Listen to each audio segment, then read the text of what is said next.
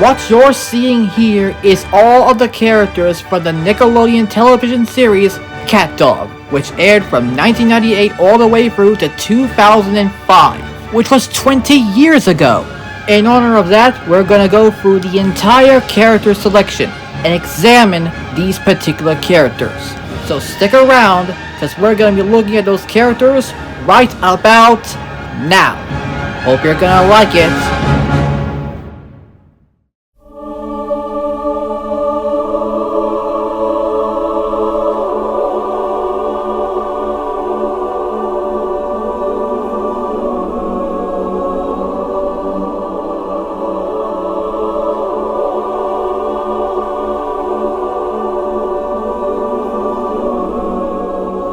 Here we have Randolph. No, not Randy. That's a character from Airplane that's played by Lorna Patterson, who is from Private Benjamin.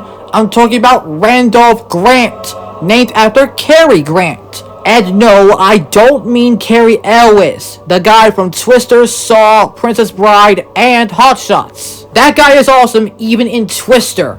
I meant Cary Grant from Gunga Din and Gilda.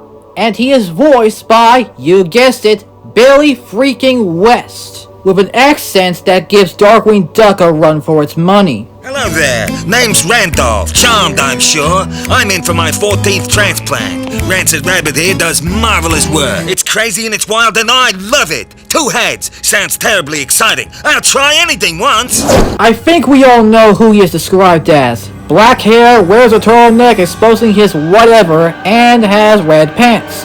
The version you're seeing here has orange pants, because it's exactly what it was in those clips that I just showed you. And yes, it's exactly the same as its original counterpart. Although he could have had an alternative last name, like Randolph Elwes. Get it? Cary Elwes, Randolph Elwes. I have no idea, but that name is going to be freaking awesome. If it's Randolph Nielsen, get the fuck out of here. His personality is weird.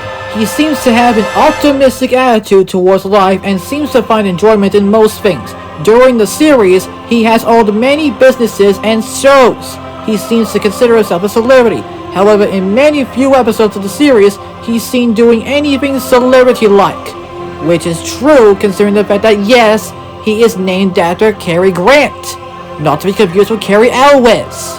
Although when we first see him when Cat is in the better asses area, we clearly knew that he sees his whatever it is. And if you're basically pulling a horse on the set of Airplane, you completely knew that you have a big giant freaking ass full of horse shit!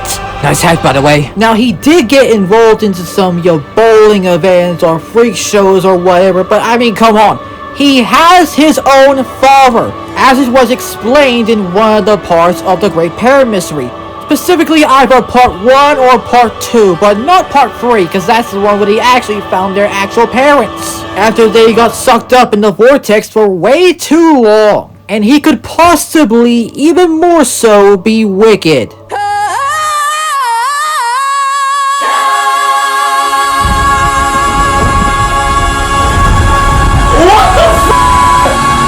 And yes, I do know that there are some theories that he may have been developed throughout the years, and most of which include him being related to CatDog, and that people might have seemed to think that he looks ridiculously similar to the coloring of the main character, although it has not been confirmed whether he is related to the main character throughout, but he seems to be there for them. Well, I guess that's why Cat almost got dragged out of the bottom store. Cat, what are you doing? My mind is made up. I'm going to do it. No ifs, ands, or but. I want this more than life itself. I have to. No. And that's basically it right now, because Randolph Grant, not to be confused with Randy, not to be confused with Cary Grant, and not to be confused with Cary Elwes, has been examined.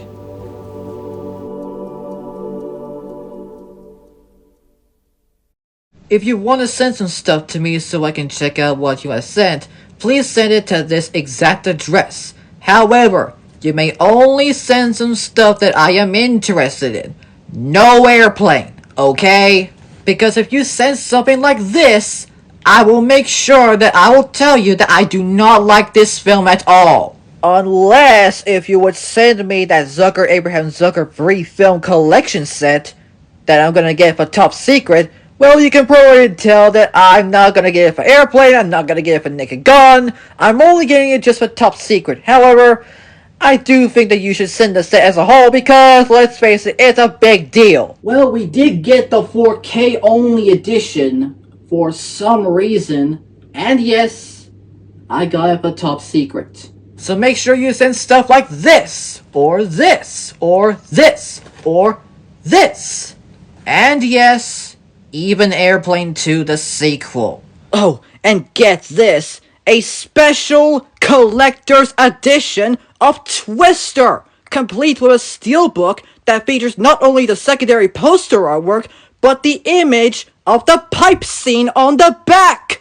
Heck yeah, I'm getting this. Well, actually, we do have the double feature set, which consists of Twister and Twister, so we're pretty dang close. And also Airplane 2 the sequel, which had this cover.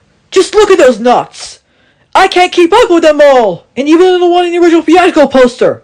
Like, look at it. And just look at this poster for the worst film of all time. I mean, come on, do they really need to tie that plane up into another? I mean, that part never actually happened in the film. I mean, they clearly just used a toy model plane. Like, come on, really? And yes, this is what the plane actually looks like in the film. And here's another image of that same goddamn plane model, also from the film. God damn it, I hate this film. And its different titles, like this one known as Flying High, but I would refer to the film with this title. And the same exact thing happened with Airplane 2 the sequel. And we found the reason why.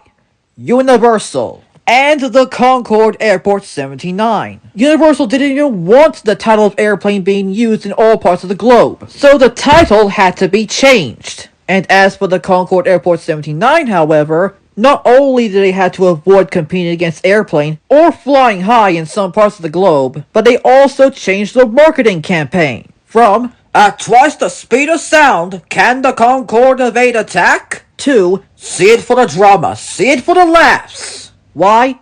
Because Airplane exists. Or so we thought.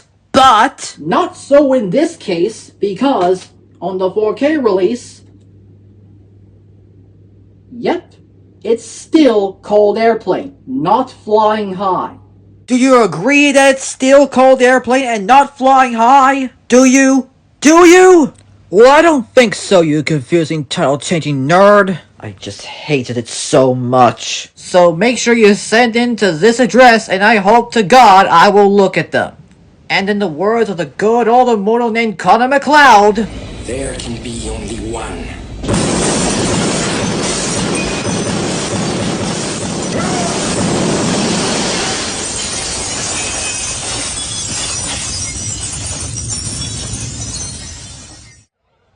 If you came to party, make some noise. If you came to party, make some noise. Airplane just opened the door to Hollywood for us for as long as we wanted it. I mean, it really worked pretty well, and we understood that kind of humor, so we could do that.